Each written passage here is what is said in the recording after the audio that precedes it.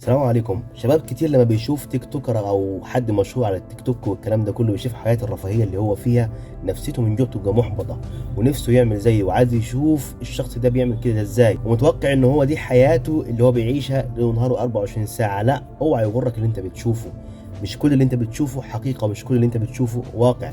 انت عايز تتشهر او عايز تكبر او عايز تنجح، حاول تعمل زي الشخص ده، بس اعمل الشيء اللي ما يقللش من احترامك واخلاقك وما يسيئش لوالدينك واهلك اللي ربوك. اعمل اي حاجة تؤجر عليها والناس تشكرك عليها، في ده هتنجح. حتى لو في البداية الريتش عندك ميت او مش ظاهر او مش موجود، اصبر وتريث على نفسك وانت هتكون في القمة.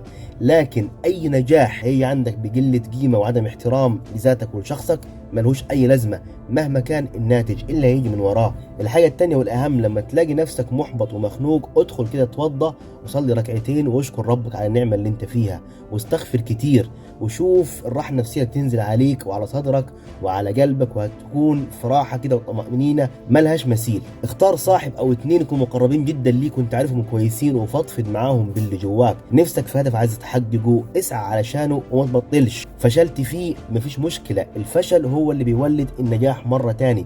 مهما كان الفشل، فشلت قوم وقف قوم وقف قوم وقف لحد ما توصل للشيء اللي انت عايزه. واهم من ده، راضي ربك واهتم بصلاتك واهتم بصحتك واهتم بتمرينك، وراضي امك وابوك.